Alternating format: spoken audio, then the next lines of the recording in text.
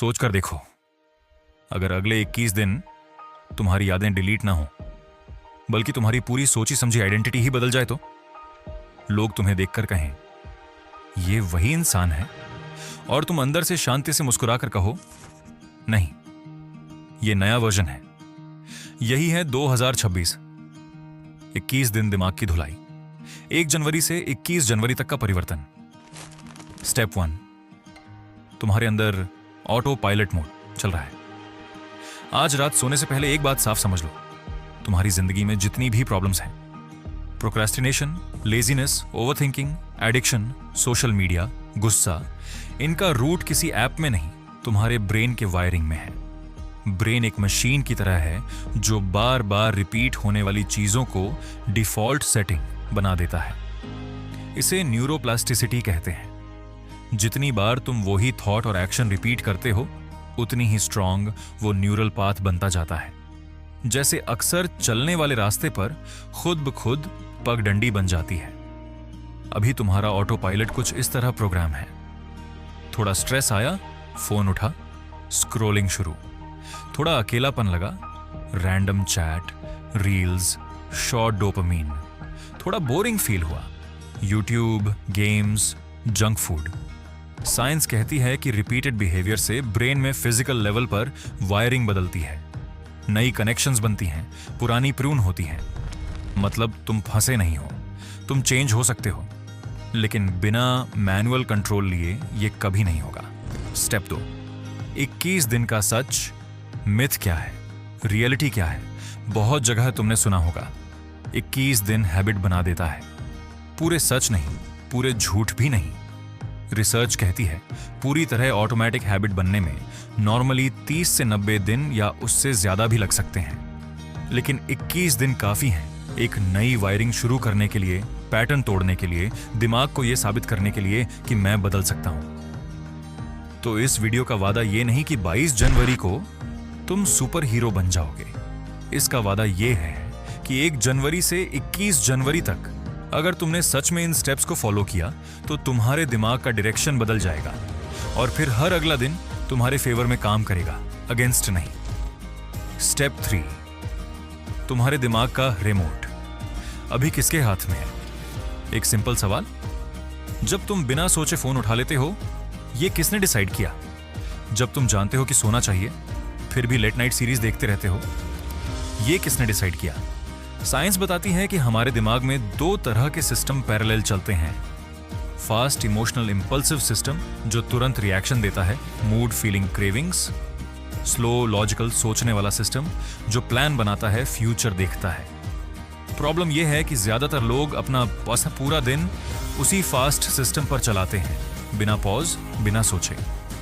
इसका रिजल्ट तुम्हें बाद में याद आता है कि मैं तो सिर्फ टाइम देखने उठा था, पता नहीं कब 40 मिनट निकल गए। तुम्हें बाद में गिल्ट होता है कि मुझे पढ़ना था, काम करना था, मैंने खुद ही सबोटाज कर दिया।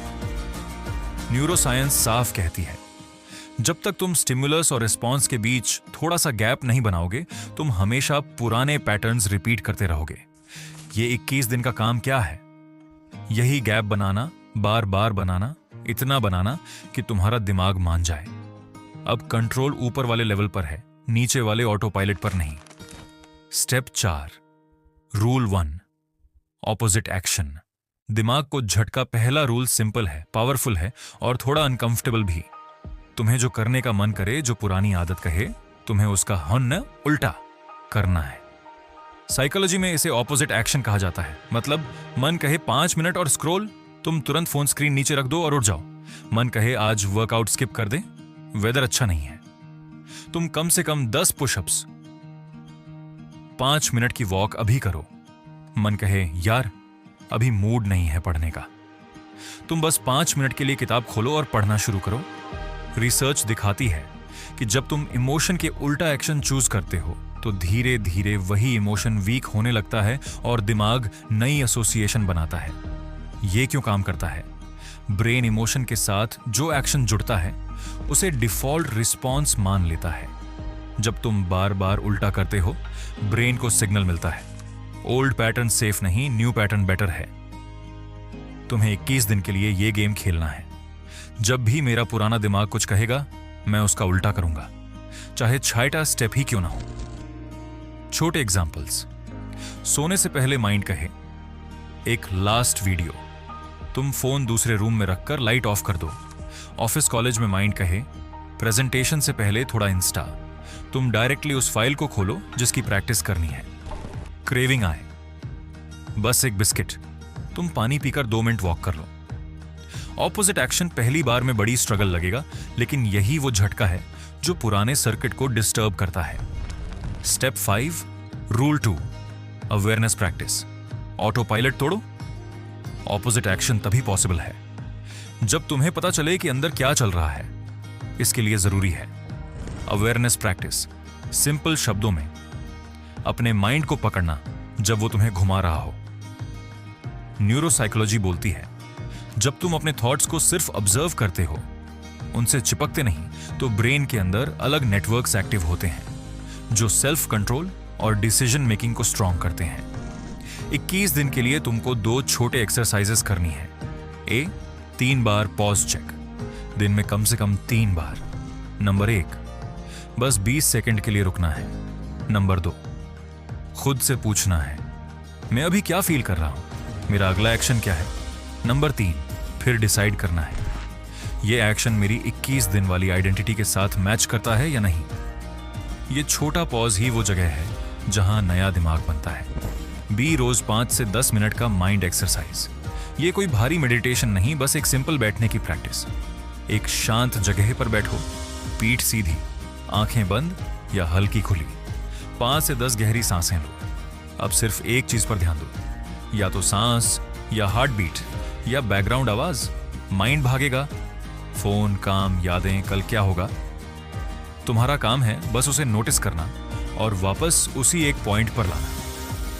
रिसर्च कहती है कि इस तरह की डेली माइंडफुलनेस प्रैक्टिस कुछ ही हफ्तों में ब्रेन के उस हिस्से को स्ट्रॉन्ग कर देती है जो फोकस, इमोशनल कंट्रोल और हैबिट चेंज से जुड़ा है। गोल ये नहीं कि थॉट्स 0 हो जाए, गोल ये है कि तुम खुद को अलग देख सको, ताकि जब क्रेविंग आए, जब आलस आए, जब ओवरथिंकिंग आए, तुम्हें पता चल जाए, ये मैं नहीं, ये मेरे दिमाग का पुराना पैटर्न बोल रहा है। Step 6, rule 3, visualisation. ब्रेन को नई फिल्म दिखाओ। अब आते हैं सबसे पावरफुल रूल पर, विजुअलाइजेशन। साइंस ने प्रूफ दिया है कि जब तुम किसी चीज को बार बार इमेजिन करते हो डिटेल्ड तरीके से, तो ब्रेन के वही हिस्से एक्टिवेट होते हैं जो एक्चुअल एक्शन के समय होते हैं। एथलीट्स मेंटल रिहर्सल से बिना फील्ड पर उतरे अपनी परफॉर्मेंस इंप्रूव करते हैं। रिसर्च दिखाती है कि जिन्हें रेगुलर विजुअलाइजेशन की आदत है, उनकी बॉडी कोऑर्डिनेशन 30% तक बेटर होती है और कॉन्फिडेंस बहुत बढ़ जाता है। अब सवाल, ये तुम्हारे काम कैसे आएगा? हर रात सोने से पहले 7 से 10 मिनट की एक सिंपल विजुअलाइजेशन रूटीन। 1, बेड पर लेट जाओ, लाइट डिम, फोन दूर। 2, 10 गहरी सांसें लो। 3, अब अपने आप को वैसे इमेजिन करो जैसे तुम 21 दिन बाद बनना चाहते हो। सुबह अलार्म बजते ही तुरंत उठ रहे हो, पानी पी रहे हो, हल्का वर्कआउट कर रहे हो। फोन सुबह 1 से 2 घंटे तक हाथ नहीं लग रहा। पढ़ाई या काम पर डीप फोकस में हो। जंक की जगह सिंपल हेल्थी खाना चुन रहे हो। रात को टाइम पर सो रहे हो, माइंड शांत है। 4, सिर्फ सीन मत देखो, फील भी करो। बॉडी कैसी लग रही है? हल्की, एनर्जेटिक। अंदर कैसा महसूस हो रहा है? प्राउड, शांत, खुश। लोग तुम्हें कैसे देख रहे हैं? क्या कहते हैं? जब तुम रोज इस तरह विजुअलाइजेशन करते हो, तो तुम्हारा सबकॉन्शियस माइंड ये मानना शुरू कर देता है कि ये नया पैटर्न मेरे लिए नॉर्मल है।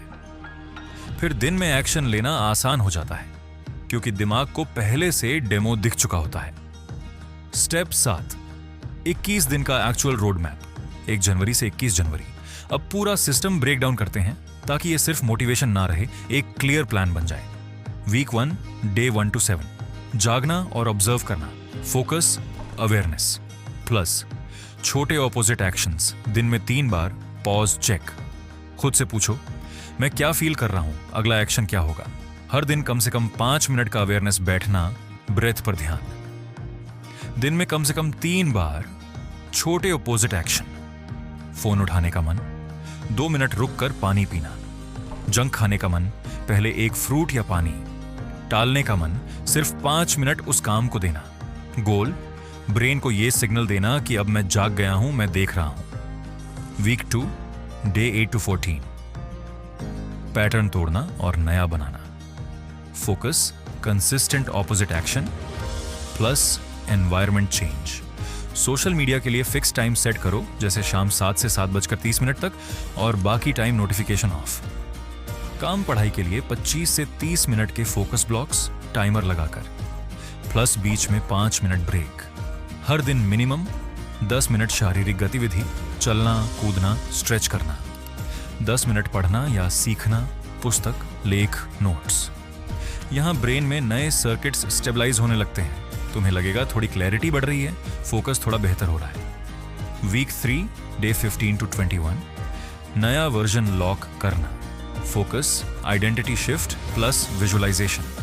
डीप, डेली रात को 10 मिनट्स विजुअलाइजेशन जैसा ऊपर बताया।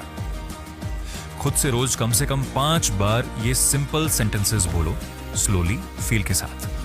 मैं वो इंसान हूं जो काम टाइम पर करता है। मैं अपने फोन को कंट्रोल करता हूं, फोन मुझे नहीं। मेरा दिमाग क्लियर है, मैं कॉन्शियस चॉइसेस लेता हूं।